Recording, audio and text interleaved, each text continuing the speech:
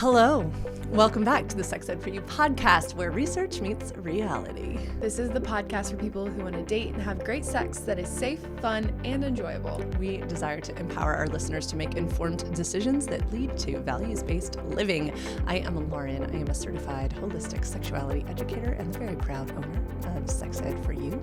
And I am Holland, and I am the Chief Content and Culture Coordinator here at Sex Ed for You. Welcome, everybody. So, this is what had happened over the past few days of my life. And this is maybe along the lines of witchy woo woo, but let's just all go there.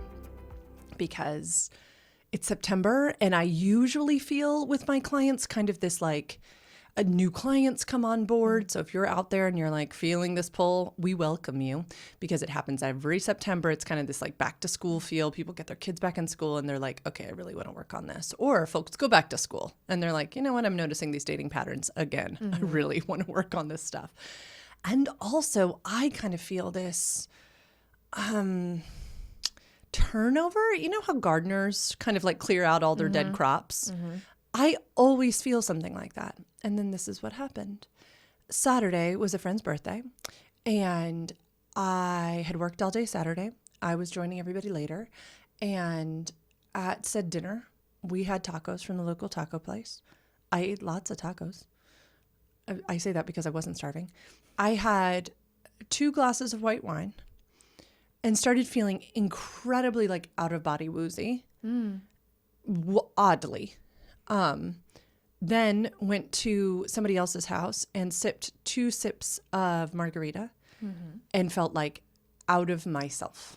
So much so that I told Sweet Trey, hey, at the next like appropriate time, like we need to go. So we went home. I vomited a little bit. The whole room felt like it was spinning. Like I was like drunk out of my mind from this amount of like alcohol. And then I slept all night. Like a normal person, 100% sleep score from my sleep tracker, 100%. Woke up in the morning, smelled the coffee, was like, oh, a little bit of a headache, but I feel fine. I was like, Trey, can I have some ibuprofen and some coffee? Great, did that. All of a sudden, oh no, I started vomiting at 7:30 a.m. I did not stop vomiting until 4 p.m. Oh my God. All day long on Sunday. Y'all, had a very spiritual experience in that it's like my body wanted to purge. Like it wouldn't stop. There was nothing left inside of my body, and it kept going and going and going. I could feel like my parasympathetic nervous system going on and offline. It was the type of experience where you have a vomiting experience. And then you know that sweet relief moment that everybody waits for? Yeah, that didn't come. No. Like never. I would shake violently, lay back down, only to feel immediately that nauseous again. I would sleep. That was the only way I could like somehow survive. It was out of body. And what I kept feeling was, it was September 1st. It was so weird because on August 31st, I had felt this push to like do more than I normally would. Like I did a few more things. I pushed the journal prompts out. I like did things that like didn't have to be done, but like felt better to get done. So I literally had nothing to do that had to be done, quote unquote. There's always something to do when you run a small business. Let's be clear. And it was crazy. It was crazy, crazy, crazy, because it felt like universe, God, Goddess, Mama Jesus was like, give it up, baby girl, give it up. Then I don't know about everybody else, and I'd be curious to hear what your body does. When I am beyond myself like that, which happens very seldomly, I don't usually get that sick, but it happened like last Christmas too. I go to a place in my nervous system, a panicky place, like a true panic place. And mine goes back to this idea of being neglected, which I was able to. It really felt like I was like floating over myself. Realize that this was connected to childhood neglect and then my first marriage neglect. And I had to continually go back to myself of saying like, you're not alone. You're not, I mean, I literally feel deserted. I feel like I've been dropped in the middle of a desert wasteland.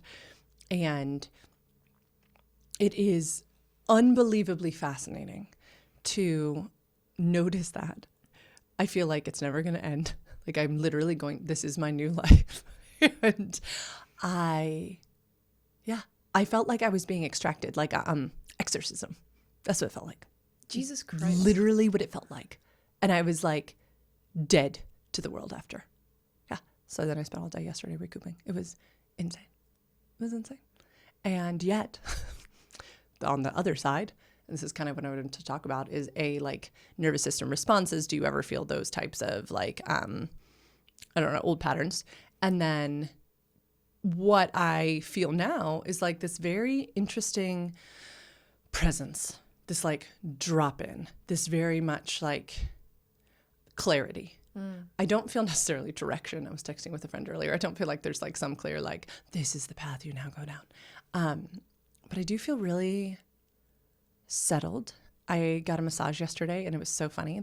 She was literally on, like holding my womb almost, and said, this sounds weird, but I feel like I need to tell you that the word neglect keeps coming up. And I need to tell you that that's a lie. And I don't know what that means. And I said, oh, I know what it means. Yeah.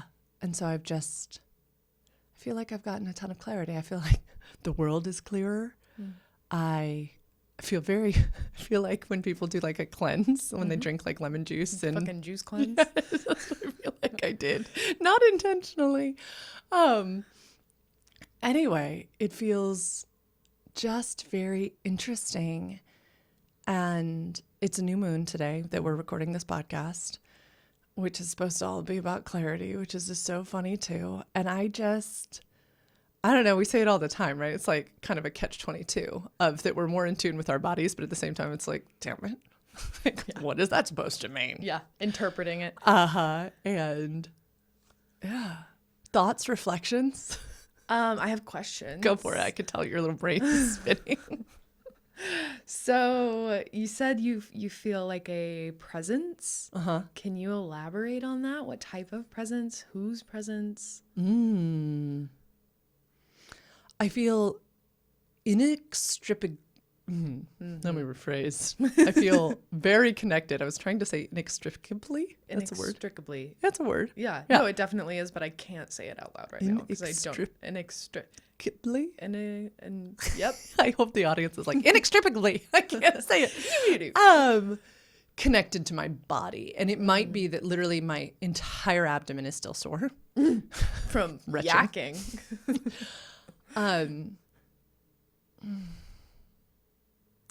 Yeah, people say this after they do something like the Whole30 too, where then like you're choosing what to put back into your diet. Right. That's what I feel. Okay. I feel like, well, what you gonna do now, honey?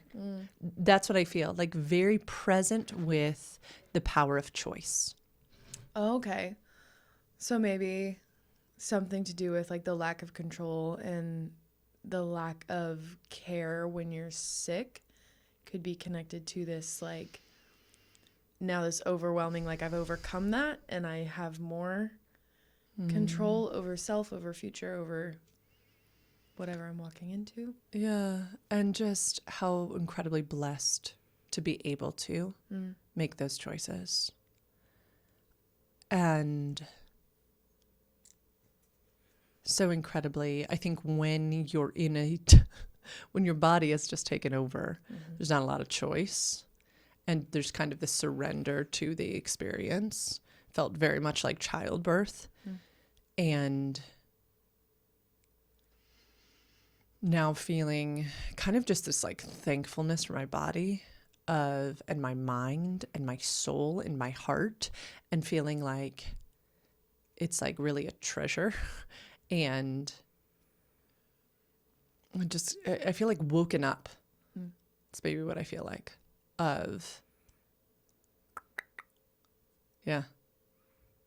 Everything just seems a touch more sacred. So what do you think was the trigger?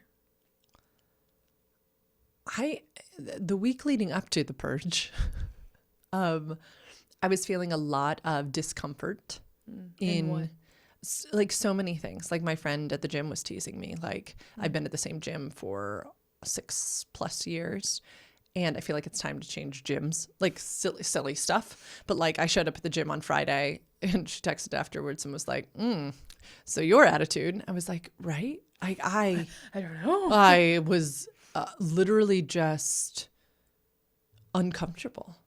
And we have talked about this so many times. We talk about this with clients. We talk about this in relationships. We talk about that feeling of discomfort inside of ourselves that we know is only going to make other people uncomfortable if we speak up the discomfort.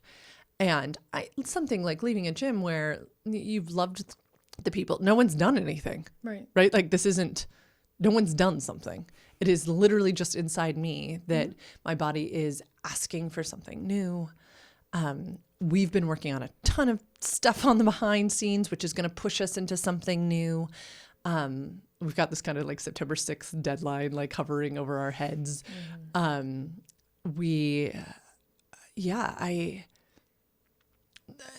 just feels like a lot of beautiful shifting. And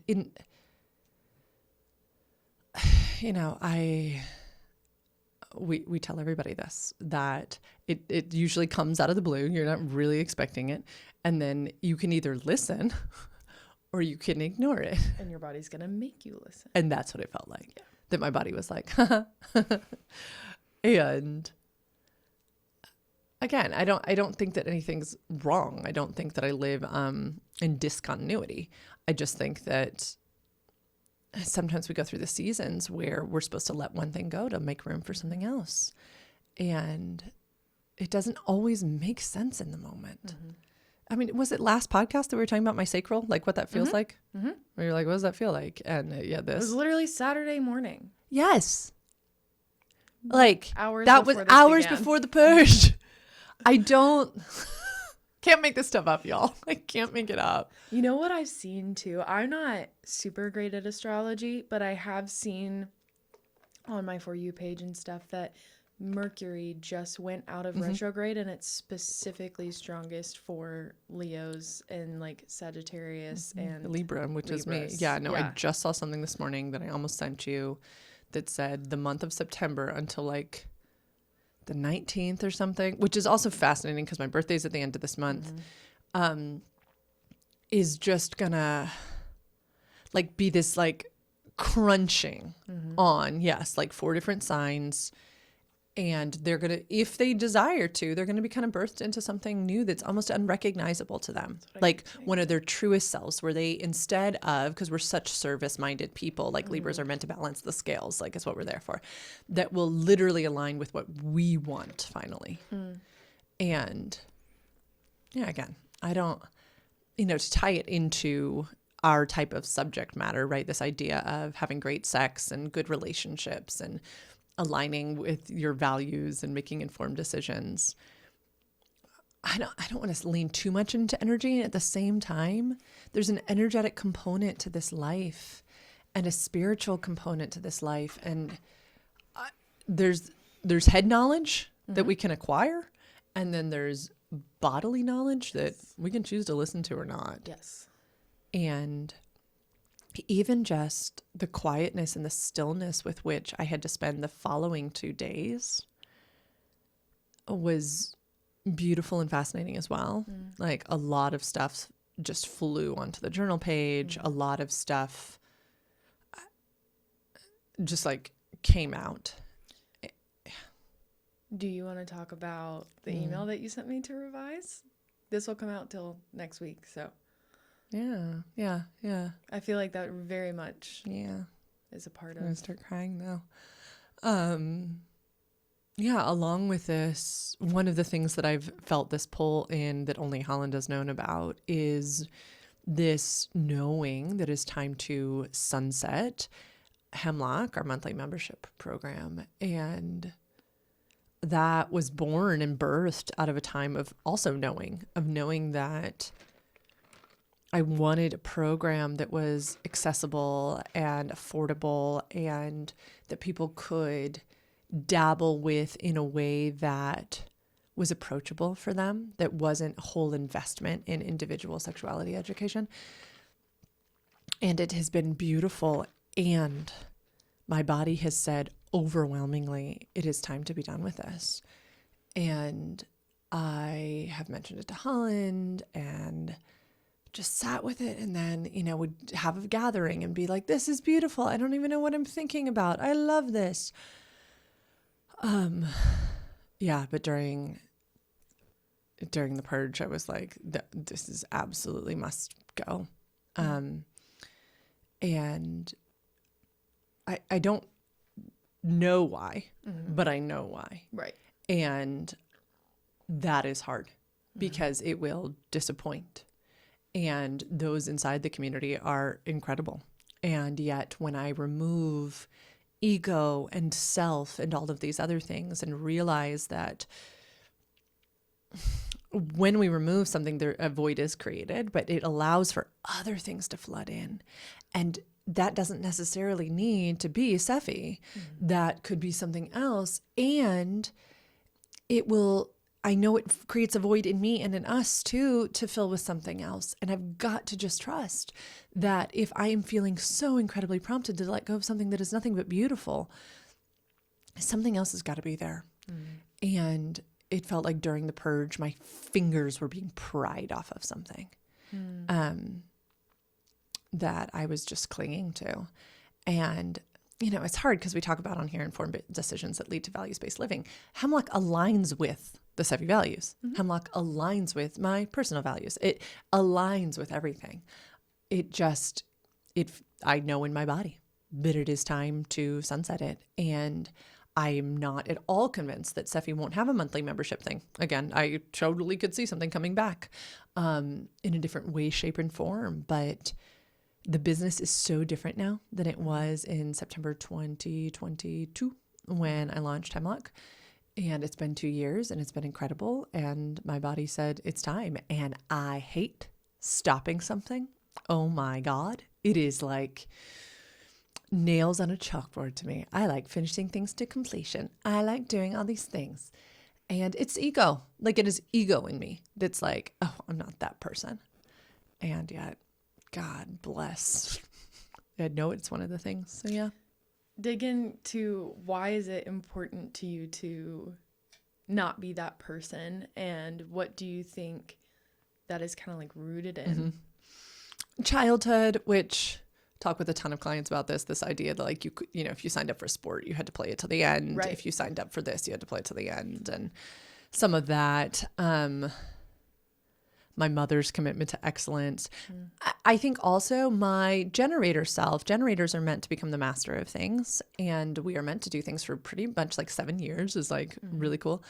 But not everything, like not everything. I'm meant to become the master of things. It's not necessarily that every program needs to go to some completion.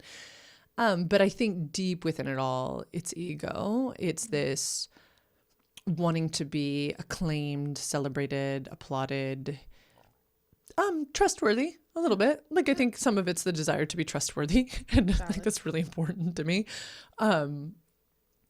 But in the book Polysecure, Jessica Fern talks a lot about this idea of structural security, and that so often we will put our trust in structures and instead of the attachment that we have built. And I have got to believe in my soul that those who are in the community of Hemlock know my truest self. And that I am not just wishy-washy, oh, let's start something, let me take your money, let me go away. It's not my ethic. And that structures don't actually provide the attachment that we're all longing for, the security that we're all longing for. We've built them, and we like to believe that they do. So I'm trying to dismantle some of that too, but I'm sure some of that has foundations in, this religious upbringing that I had, which was you go to church every Sunday because, it is part of going to church. Right. That is part of the structure that shows you're faithful, right? And it's the fruit and it's all of these things. You were listening when I came in earlier to Betty Dodson's book, right? And she was talking about this almost exactly. And I go to her training next week. Yes, you do. You do. So I just find it interesting, that intersection. And yeah, how beautifully she just elaborates on the idea of tolerating and enduring for the benefit of others. And I feel like that almost falls into that category of like tolerating and enduring when you know, like almost listening or ignoring your knowing for. Yeah. And it, it's so interesting in business practice because I don't think that's how the majority of the world does it. Like, I think we're just so weird here at Sex Ed for You. We are very weird. I mean, let's just be clear. Hey, the weirdness works. It does work for us. We do weird really well. We really do.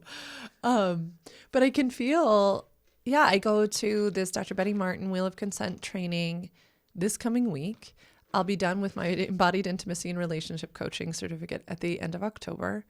There's a transition coming. I have been with more and more clients, leading them through this repatterning of attachment cycles that has been blowing people's minds. Yeah. And I want more of that. I don't want more of stuff I started in the beginning because I was just kind of throwing spaghetti at the wall, seeing what was working. Yeah. And it did work. And yet I'm growing and I want to do more of that with clients. Client sent me an email back, shout out if you listen to this podcast. Don't know if you do. Cause I was like incredible work yesterday and was giving them their homework assignments and they responded back, right back at you. Incredible work. Good job. And I was like, oh, that's really sweet. But I think the type of repatterning exercises, imagination work, kind of embodiment, colors and feelings and all of this wild stuff that I'm doing now is not what I didn't have training to do it in the beginning. And I want to do more of that. Yeah. And this is what Dr. Betty Martin was saying that you came in on, right?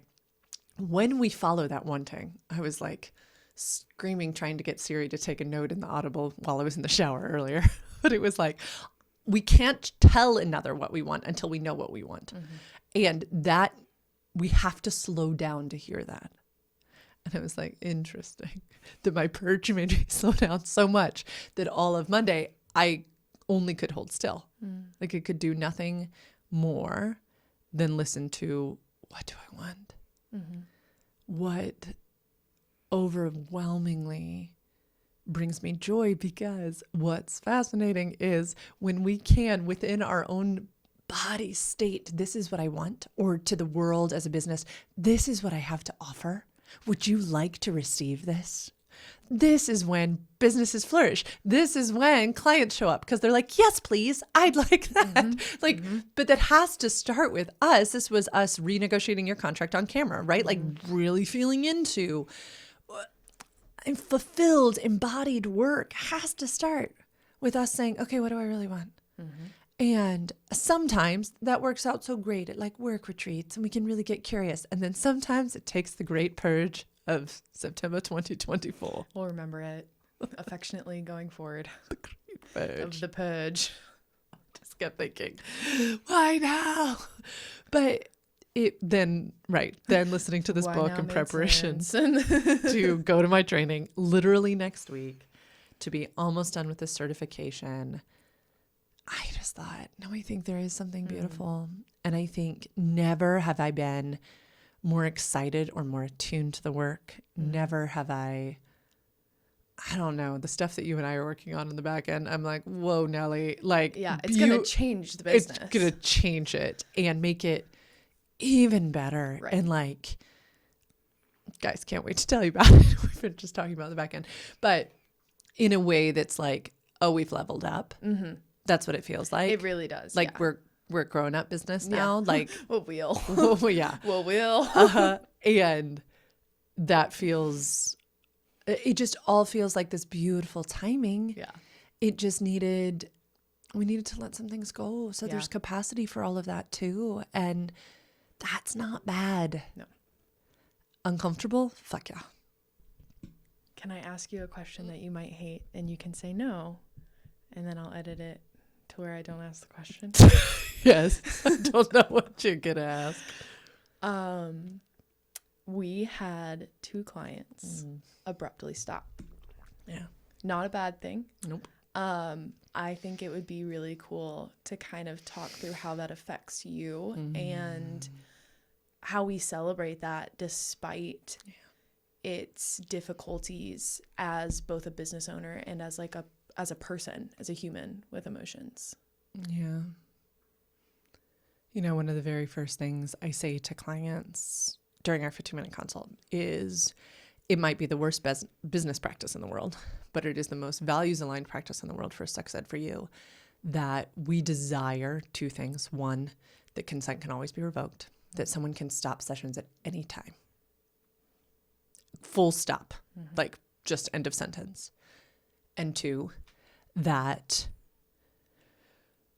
our clients graduate, that we are not interested in creating a codependency upon myself or the business.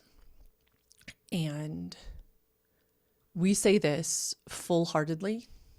I believe it in my soul. The very first thing I do in my client process is do an intake, and we create goals and objectives. Then we check in on those goals and objectives approximately every 6 to 7 sessions. Most clients graduate around 14-ish sessions, give or take. Some a little sooner, some a little later.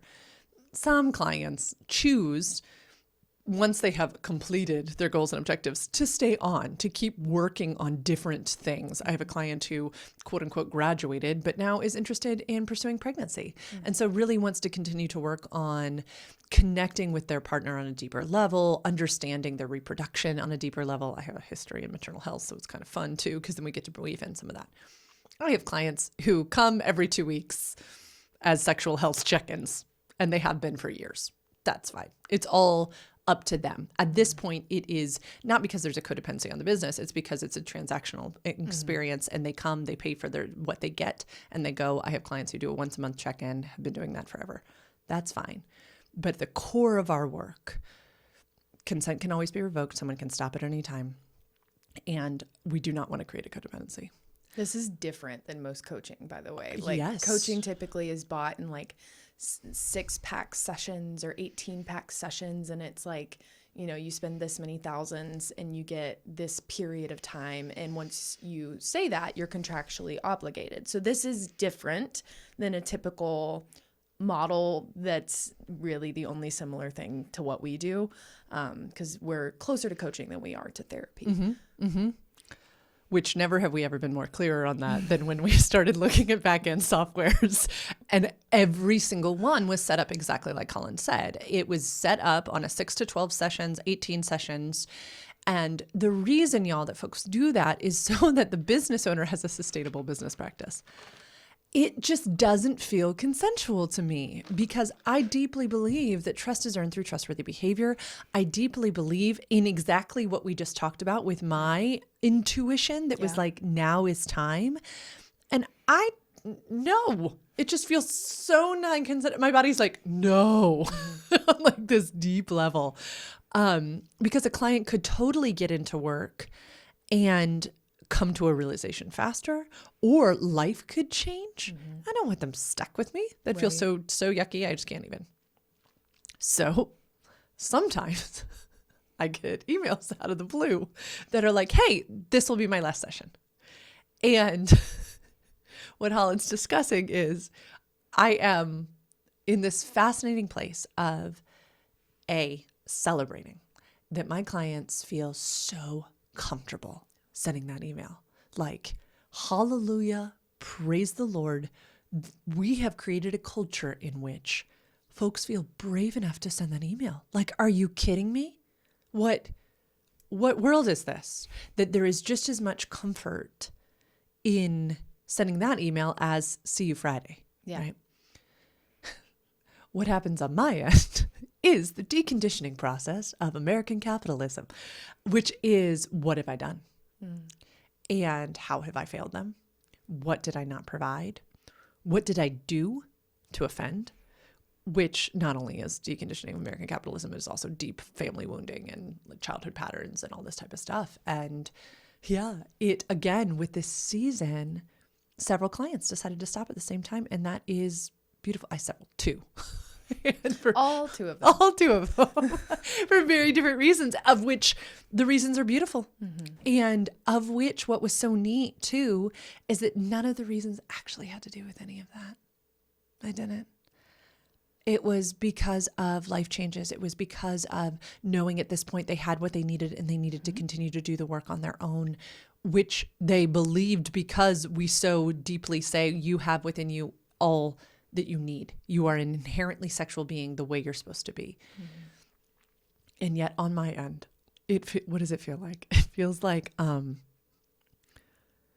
because I'm like such a little generator, I'm like do, and then like a wall slammed in front of me, because I'm so excited about each of my clients too. So I had a big grieving moment this morning in my pages about each of these two, because y'all, I love my clients deeply, and about just the work that I was excited to do with each of them that will be left undone, and giving myself permission to mourn that. Yeah. Because I was excited about literally what I was going to do with each of them in this upcoming week, and letting that coexist in this multi-epistemic way of thinking of two truths can exist at once. That their truth, that this is the time to end for them, can coexist with my truth that, oh, I had so much more I wanted to do. And to not honor my sadness. Also, I love, I so enjoy each of my clients too. So to not honor the time I will miss with them would be silliness. Like, that's okay. I can attend to that while also celebrating. But boy, is that paradox hard to sit with. Yeah. So my body is just like, the purge, baby. Yeah. The purge. I felt like that was so connected to it too. So I was That's like, why I sent you the other email to say, FYI, this continues to happen. Yeah. And y'all, it's happened before too, and usually around this time of the year. And what comes on the heels of it is always so beautiful. So, so beautiful. And literally at the same time as these two empowered individuals stating their own truths, I had other clients sending me emails, bringing me gifts of like a sex book they found that they wanted to give us. And I thought, yeah, these lies from the pit of hell that say things like that this has to do with our worth. That Dr. Betty Martin again, that my gift wasn't good enough, right? That the service I was providing wasn't good enough. That's not what anybody was saying. And that is such a thing that must be deconditioned in our bodies. And yeah, I'm not interested in those models that are like buy 6 sessions or buy this many sessions, because also this work is so inherently vulnerable that you can get into it and be like, not ready. Right. And that's trauma informed. So I'm not interested in, I don't know, kind of like lifting Pandora's box with someone consensually and them saying, I need to shut this right now. And me saying, no. You already opened it. Right. Or that's fine, but you pay me for the rest of the sessions. Right. It doesn't fit with my ethic. So yes, I can grieve for these things. More than anything, I'm just celebrating, and I love the way we do things. And one of these folks was like, can I do a drop-in in 6 months? And I was like, 100%, like, let's do that. So it's so wild to work in alignment. I feel like we say this all the time, but like, it's not easier. No. It's just more values-based. What would you say? What is it more?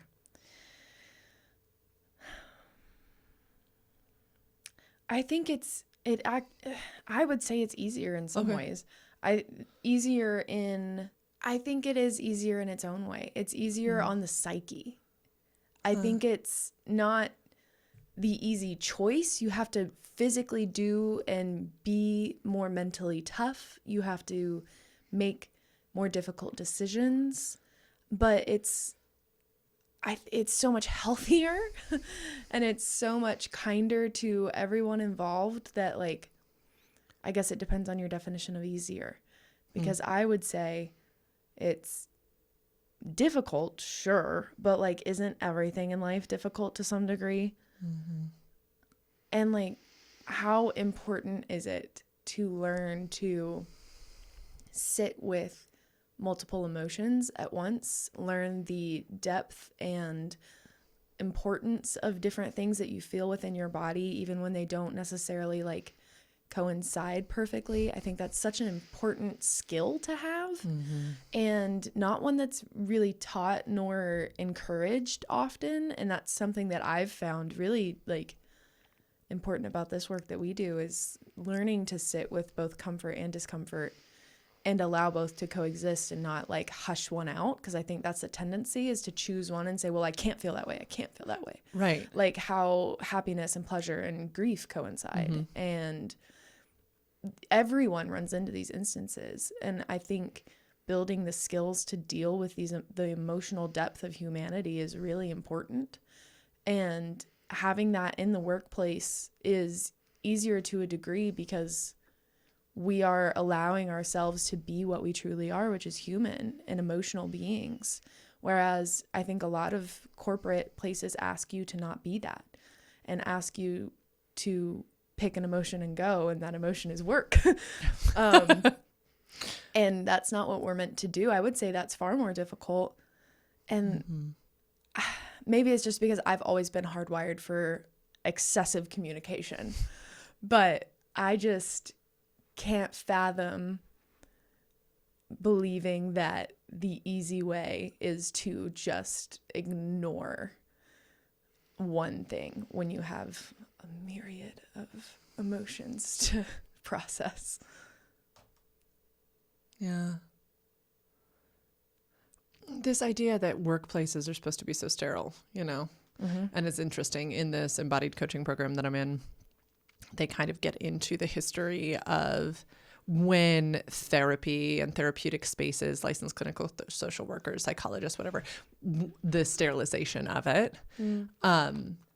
And, you know, encouraging people in the sexuality spaces to be embodied, right? To cry with clients, to celebrate with clients, to cheer, to laugh, and yeah, that, you know, this idea of guru, this idea of up on a pedestal, all perfect. Doesn't help. It doesn't. And it was part of like this weird white supremacist leaking into of like, let us come in and whitewash and make perfect, right? And fix these broken homes. Well, yeah, that's what therapy started as too. Yes. Like the history of psychology, first of all, is not long. No. Like we have only just begun to look at the human mind without the lens of like it's broken. Yes. More so it's different. And especially, I mean, we aren't therapists, but the APA is currently shifting that mindset. Like y'all, we were still institutionalizing people up into the 90s and the early 2000s for these stupid as shit lobotomies. Were not that long ago. No. The book that the client brought me just the other day is from republishing is 1960. That is not that long ago. The clitoris is not in there at all. Exactly. Yeah. It doesn't, they like, don't even think not it even exists. in there, right? I mean, like, yes, this is the whole therapeutic realm is relatively new. We're learning. And was so pathologizing. Was so, you are broken. And how can we fix you? And I'd argue that this, in the Industrial Revolution, led to so much of that happening in the workplaces too, right? Like workplaces should be like this, 9 to 5, this, right? Production. It's like, now there's people literally just having heart attacks from stress. And it's like, it can't be, especially in this work. Like I desire to practice what we teach, and that's uncomfortable sometimes. Yeah, but I hear what you're saying. Probably easier than the other way. I think maybe easier is the wrong term to be measuring it by. Long term. My friends were laughing at me the other day. Everybody, that I am close with right now, there are 2 or 3 people I'm thinking of, are very like black and white. And Helen's favorite word is nuance. Yes, they keep asking me questions, and it'll be like an and or question, and I'm like literally like, well, I think it's somewhere in the middle. Like, I am perpetually living in the gray. I perpetually believe that there is nuance to everything. I will argue till my death probably that there is nothing that is 100% right. There is nothing that was 100% wrong. There is context, there is nuance, there is question, there is so much to learn about everything and anything. And I think that we do a really good job of embodying that and allowing that to just be true instead of, maybe it's because I was raised within religion. And so I just like was so used to categorizing things as like sinful and not sinful, or like good and bad. But I just really struggle with those absolutes. Yeah.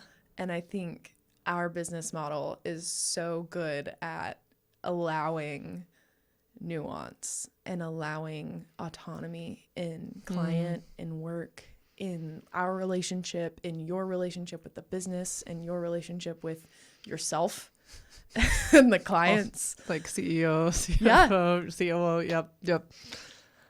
I agree. And I desire for them all to have open communication. Yeah. Because I think it's all we can ask for at the end of the day is, I mean, literally, Dr. Betty Martin was saying, you probably heard her, the choosing is more important than the doing. And to continue to do, even if that doing had been a gift for the parties doing and the ones done too. When you can feel that internal shift, we've lost the magic. And I'm okay with it. I am. Does it feel insane sometimes? Yes. Was the last 72 hours something that I don't necessarily want to repeat? Yes. But it was kind of like going to a sweat lodge or something, except free in my own home. How exciting. How exciting. And just kind of being poured out. Yeah. And again, the clarity that I feel right now is really interesting. It's really interesting. And what a gift.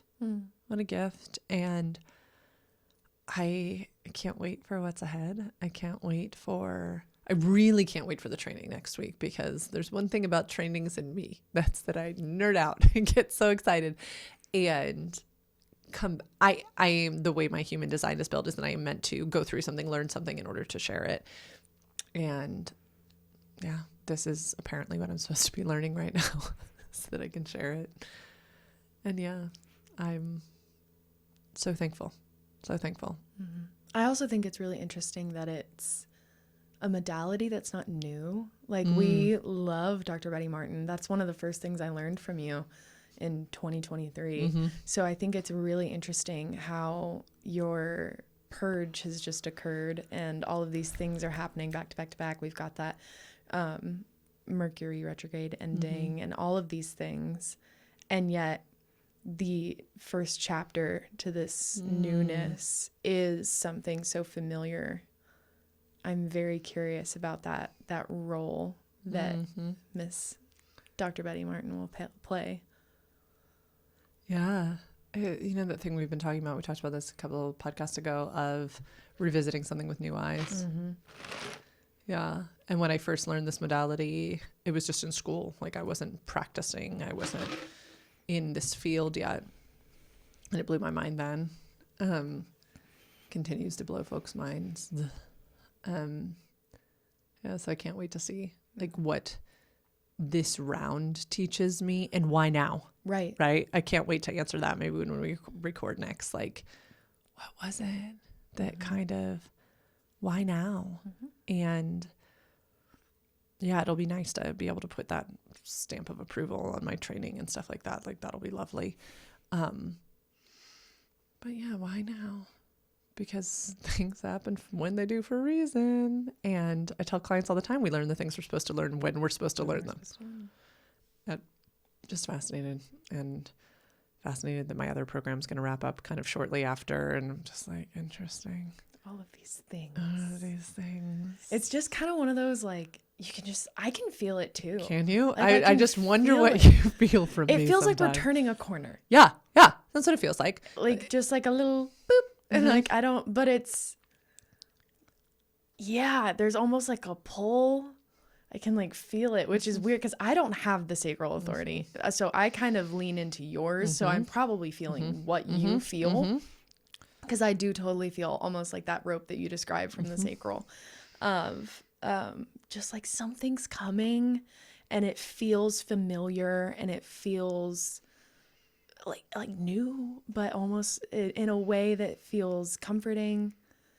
I don't know. Yeah. I'm excited to see what it is. I think a lot of it has to do with this CRM and with like opening a door for us to do business so efficiently that we're going to have more time on our hands to do what we want to do and like make things happen.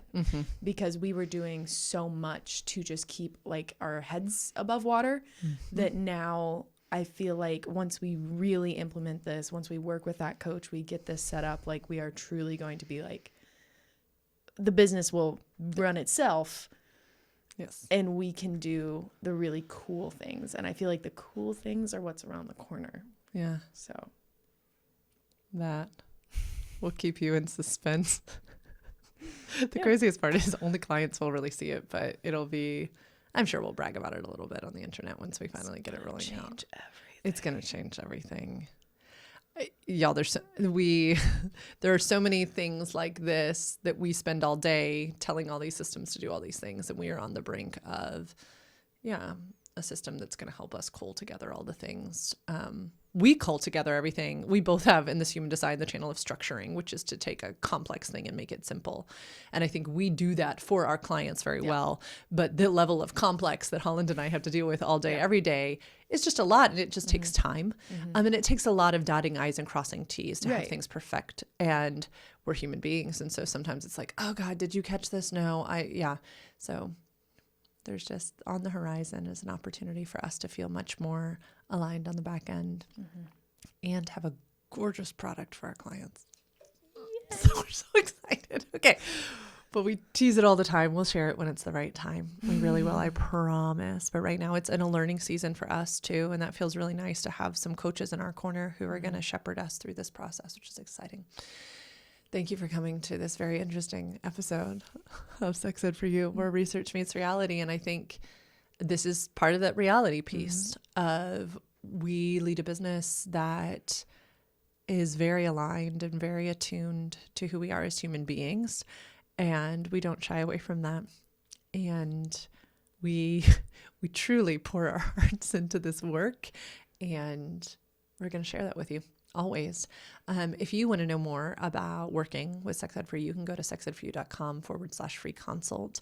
If you fill out that little application form, Holland will decide if you're a good fit. And then you and I can chat for about 15 minutes and you can tell me about the things that you're desirous of working on in this season. And I can let you know if we're a good fit moving forward or refer you to somebody else. I would love to get to know you more. Holland, where can they find us? They can find us, they can email me at admin@sexedforyou.com. They can find us on Instagram at sex_ed_for_you. And anywhere else on YouTube, also Sex Ed for You. I think that's everything. Like, follow, subscribe, share. All the things. All the things.